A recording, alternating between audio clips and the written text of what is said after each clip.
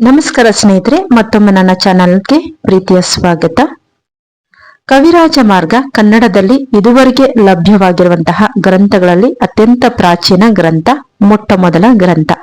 ಇದನ್ನ ಕ್ರಿಸ್ತಶಕ 850 ಆಸುಪಾಸಿನಲ್ಲಿ ರಚಿಸಲಾಗಿದೆ. ಇದರ ಕರ್ತೃ ಬಂದು ಶ್ರೀ ವಿಜಯನೆಂಬುದು ಬಹುತೇಕ ವಿದ್ವಾಂಸರ ಅಭಿಪ್ರಾಯ.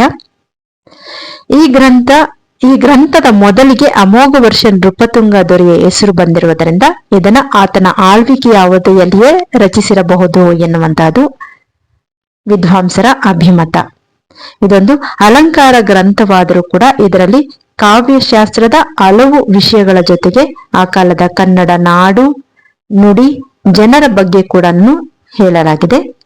ಕಾವೇರಿಯಿಂದ ಮಾ ಗೋದಾವರಿ ವರಮಿರ್ದ ನಾಡದ ಕನ್ನಡದೊಳ್ ಭಾವಿಸಿದ ಜನಪದ ವಸುಧಾ ವಲಯ ವಿಲೀನ ವಿಷಯ ವಿಶೇಷಂ.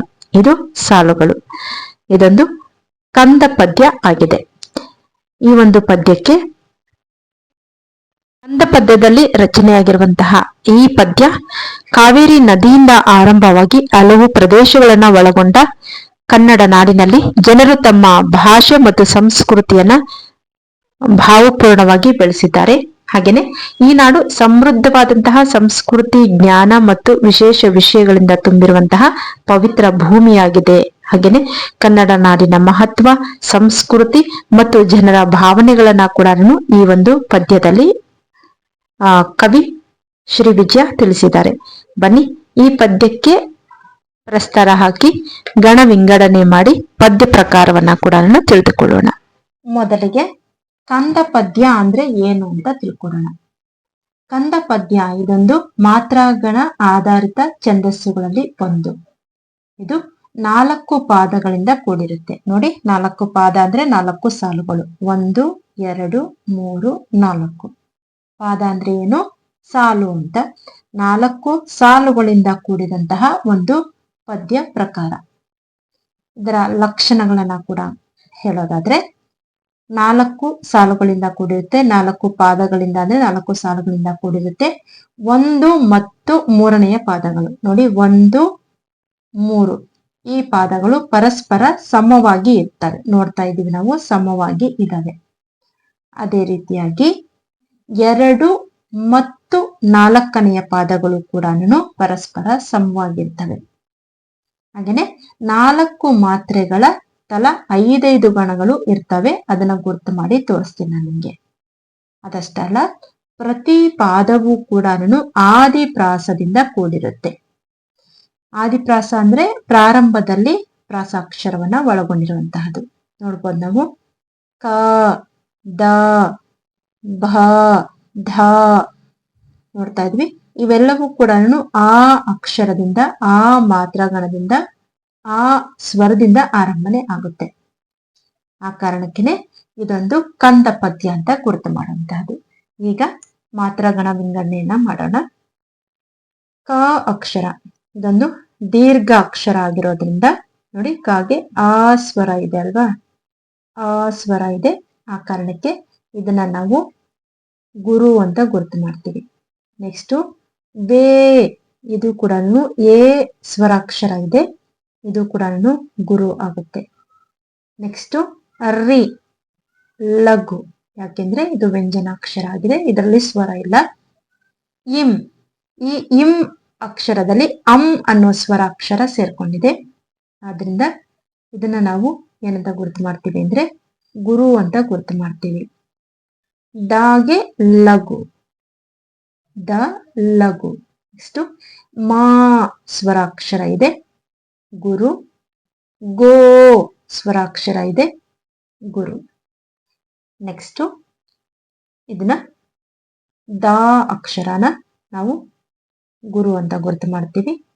ವ ಲಘು, ರಿ ಲಘು, ವ ಲಘು, ರ ಲಘು, ಮೀರ್ದ, ಈ ಅರ್ಧ ಅಕ್ಷರ ಇದೆ ಅಲ್ವಾ, ಅರ್ಕಾವಳಿ, ಇದು ಮೀಗೆ ನಾವು ಕೌಂಟ್ ಮಾಡ್ತೀವಿ. ಆದ್ರಿಂದ ಇದನ್ನ ನಾವು ಗುರು ಅಂತ ಗುರುತು ಮಾಡ್ತೀವಿ. ನೆಕ್ಸ್ಟ್ ಇಲ್ಲಿ ದ ಇರುತ್ತೆ, ದಾಗೆ ಲಘು, ನಾ ಸ್ವರ ಅಕ್ಷರ, ಆದ್ರಿಂದ ಇದನ್ನ ನಾವು ಗುರು ಅಂತ ಗುರುತು ಮಾಡ್ತೀವಿ. ಡ ಲಘು, ಡ ಸ್ವರ ಆಗಿದೆ. ಗುರು. ಕ ಲಘು. ನೆಕ್ಸ್ಟ್ ನಗೆ ಒತ್ತಕ್ಷರ ಇದೆ. ಈ ಕಾಗೆ ಹಿಂದಿನ ಅಕ್ಷರಕ್ಕೆ ನಾವು ಏನಂತ ಗುರುತು ಮಾಡ್ತೀವಿ ಅಂದ್ರೆ, ಈ ಕಾಗೆ ಮುಂದಿನ ಅಕ್ಷರ ಒತ್ತಕ್ಷರ ಇರೋದ್ರಿಂದ ನಾವಿದನ್ನ ಗುರು ಅಂತ ಗುರುತು ಮಾಡಬೇಕು. ಗುರು. ನೆಕ್ಸ್ಟ್ ಡಾಗೆ ಲಘು. ದೋಗೆ ಈ ಅರ್ಧ ಅಕ್ಷರ ಸೇರ್ಕೊಳ್ಳುತ್ತೆ. ಈ ಅರ್ಧ ಅಕ್ಷರ ಇದರಲ್ಲಿ ಸೇರ್ಕೊಂಡಾಗ ಇದು 1.5 ಅಕ್ಷರ ಆಗುತ್ತೆ. ಅದರಿಂದ ಇದನ್ನ ನಾವು ಗುರು ಅಂತಾನೆ ಗುರುತು ಮಾಡ್ತೀವಿ. ನೆಕ್ಸ್ಟ್ ಭಾ ಗುರು. ವಿ ಲಘು.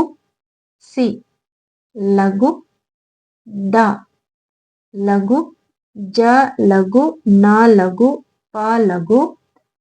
ಈ ಡಮ್ ಸ್ವರ ಇದೆ ಇದರಲ್ಲಿ, ಆ ಕಾರಣಕ್ಕೆ ಇದನ್ನ ಗುರು ಅಂತ ಗುರುತು ಮಾಡ್ತೀವಿ. ವ ಲಘು. ಸು ಲಘು. ನೆಕ್ಸ್ಟ್ ಕಡೆ ಲೈನು ಧ ಗುರು, ಯಾಕಂದ್ರೆ ಸ್ವರ ಅಕ್ಷರ ಇದೆ ಅದರಲ್ಲಿ. ವ ಲಘು. ಲ ಲಘು. ಯ ಲಘು. ವಿ ಲಘು. ಲೀ ದೀರ್ಘ ಸ್ವರ ಇದೆ. ಗುರು. ನ ಲಘು. ವಿ ಲಘು. ಶ ಲಘು. ದ ಲಘು. ವಿ ಲಘು. ಶ ಲಘು. ಯ ಲಘು. ವಿ ಲಘು. ಶೇ ದೀರ್ಘಾಕ್ಷರ ಇದೆ, ಆ ಕಾರಣಕ್ಕೆ ಇದನ್ನ ಗುರು ಅಂತ ಹಾಕ್ತಿವಿ. ಶಂ ಸ್ವರ ಇರೋದ್ರಿಂದ ಇದನ್ನು ಕೂಡ ಗುರು ಅಂತ ಗುರುತು ಮಾಡ್ತೀವಿ. ಈಗ ಗಣ ವಿಂಗಡಣೆ ಮಾಡೋಣ. ಇಲ್ಲಿ ಮೊದಲೇ ಹೇಳಿದಂಗೆ 4 ಪಾದಗಳು ಇದಾವೆ. ಹಾಗೇನೆ 1 ಮತ್ತು 3ನೇ ಪಾದಗಳು ಸಮವಾಗಿರ್ತವೆ. ಈ ಒಂದು ಮೊದಲನೇ ಲೈನ್ ಅಲ್ಲಿ 4 ಮಾತ್ರೆಯ 3 ಗಣಗಳು ಬರ್ತವೆ. ನೋಡ್ಕೊಳ್ಳಿ, 4 ಮಾತ್ರೆಯ 3 ಗಣಗಳು ಬರ್ತವೆ. 4 ಮಾತ್ರೆಯ 3 ಗಣ. ನೆಕ್ಸ್ಟ್ ಇಲ್ಲಿ ಕೂಡ 4 4 4 ಇಲ್ಲಿ 4. ನೆಕ್ಸ್ಟ್ ಇದು 5 ಇದ್ರೂ ಕೂಡ ನಾವು ಇನ್ನಾಗೆ ಗುರು ಹಾಕೋಬೇಕು.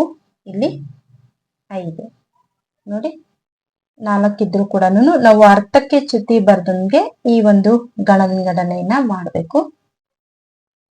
ನೆಕ್ಸ್ಟ್ 4 4 ಇಲ್ಲಿ ಕೂಡ. ನೆಕ್ಸ್ಟ್ 4 ಇಲ್ಲಿ ಕೂಡ 5 ಇದ್ರೂ ಕೂಡ ನಾವು 4 ಅಂತ ಗುರುತು ಮಾಡ್ತೀವಿ. ಮತ್ತೆ 4 4 ಇದು ಗಣ ವಿಭಾಗ. ನೋಡಿ, 4 ಪಾದಗಳಿದಾವೆ.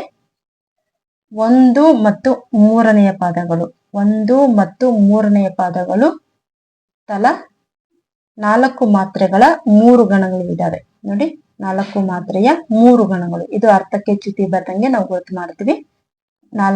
1 ಮತ್ತು 3ನೆಯ ಪಾದಗಳು ಸಮವಾಗಿದ್ದಾವೆ. ಹಾಗೇನೆ 2 ಮತ್ತು 4ನೇ ಪಾದ ಕೂಡ ಸಮವಾಗಿ ನಾವು ಗಣ ವಿಭಾಗ ಮಾಡ್ತೀವಿ. ಅದರಿಂದ ಇದೊಂದು ಕಂದ ಪದ್ಯಕ್ಕೆ ಸೇರಿದಂತಹ ಪದ್ಯ ಪ್ರಕಾರ. ಇನ್ನು ಮತ್ತೊಂದು ವಿಷಯ ಈ ಕಂದ ಪದ್ಯದಲ್ಲಿ ನಾವು ಗಮನಿಸಬೇಕಾಗಿರೋದು ಏನು ಅಂದ್ರೆ, ಮೊದಲನೇ ಸಾಲಲ್ಲಿ ಒಟ್ಟು 12 ಮಾತ್ರಗಳು ಇರ್ತವೆ.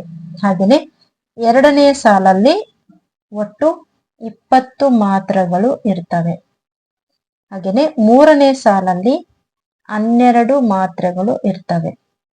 4ನೇ ಸಾಲಲ್ಲಿ 20 ಮಾತ್ರೆಗಳು ಇರ್ತವೆ. ನಾವು ಕೌಂಟ್ ಮಾಡಿ ಕೂಡ ಚೆಕ್ ಮಾಡ್ಬೋದು. ಯಾವ ತರ ಅಂದ್ರೆ ನೋಡಿ, ಇಲ್ಲಿ ಮೊದಲನೇ ಸಾಲಲ್ಲಿ 2 4 5 6 7 8 9 10 11 12 ಮಾತ್ರೆಗಳು ಮೊದಲನೇ ಸಾಲಲ್ಲಿ.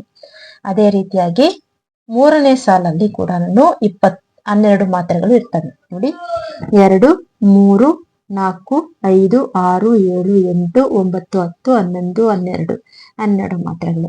ಅದೇ ತರ 2ನೇ ಸಾಲಲ್ಲಿ ಕೂಡ 2ನೇ ಸಾಲು ಮತ್ತು 4ನೇ ಸಾಲು ಸಮವಾಗಿರ್ತವೆ ಮಾತ್ರಾ ಗಣದಲ್ಲಿ. ಇಲ್ಲಿ 20 ಮಾತ್ರೆಗಳಿರ್ತವೆ. ಇಲ್ಲಿ ಕೂಡ 20 ಇರ್ತವೆ. ಇದು ಪ್ರಮುಖವಾಗಿ ಗಮನಿಸಬೇಕಾಗಿರೋದು.